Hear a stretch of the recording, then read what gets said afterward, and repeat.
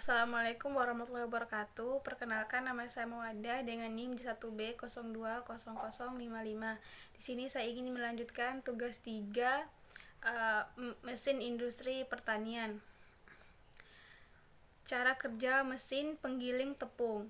Prinsip kerja mesin penggiling jagung adalah jagung masuk melalui saluran masuk yang terdapat pada bagian atas mesin dan terus masuk ke dalam pisau penghancur dengan tekanan yang diberikan oleh skru yang ada pada saluran masuk yang memanfaatkan putaran dari motor bensin yang dipasang pulley dan terhubung menggunakan sabuk V-belt untuk menggerakkan poros penggerak dengan poros skru.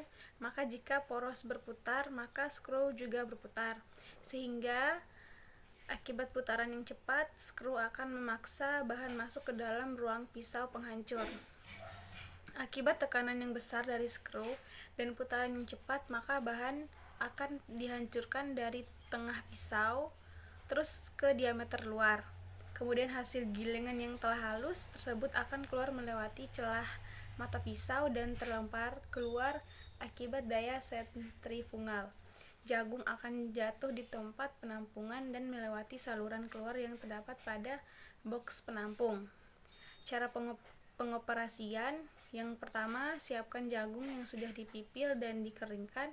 Yang kedua, nyalakan mesin pembuat tepung dan siapkan wadah penampungan untuk tepung jagung.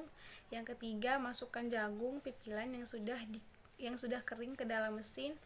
Yang keempat, lakukan secara kontinu proses pada poin ketiga sampai kapasitas yang diinginkan tercapai dan sesuai. Yang kelima, matikan mesin jika proses penggilingan sudah selesai dan bersihkan mesin. Komponen utama mesin. Yang pertama, terdapat motor bensin. Motor bensin adalah sebuah tipe mesin pembakaran dalam yang menggunakan nyala busi untuk proses pembakaran. Dirancang untuk menggunakan bahan bakar bensin atau yang sejenis.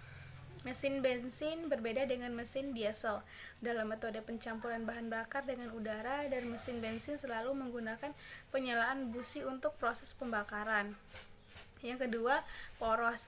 Poros merupakan salah satu bagian terpenting dalam setiap mesin yang berfungsi untuk meneruskan daya dan putaran. Poros adalah suatu bagian stasioner yang berputar, biasanya berpenampang bulat di mana terpasang elemen-elemen seperti roda gigi, pulley, dan elemen pemindah daya lainnya.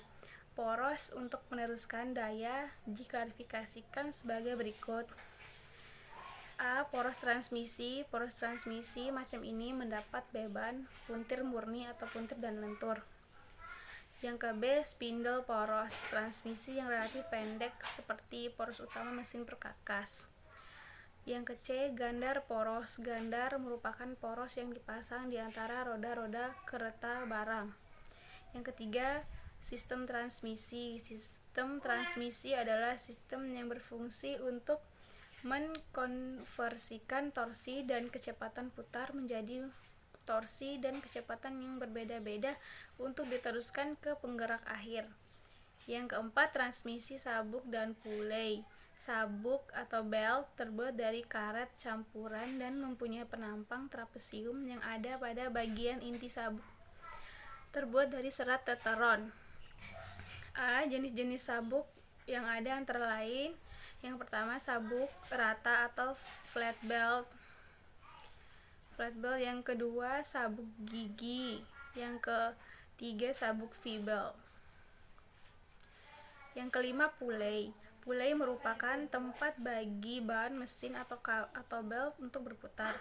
Belt dipergunakan untuk mentransmisikan daya dari poros yang sejajar. Jarak antara kedua poros tersebut cukup panjang, dan ukuran belt mesin yang dipergunakan dalam sistem transmisi belt ini tergantung dari jenis belt sendiri. Belt mesin selalu dipergunakan dengan komponen pasangan, yaitu pulley. Yang keenam, bantalan. Bantalan adalah elemen mesin yang menumpu poros, sehingga putaran gerakan bolak-baliknya dapat berlangsung secara halus, aman, dan tahan lama. Posisi bantal harus kuat hal ini agar elemen mesin bekerja dengan baik.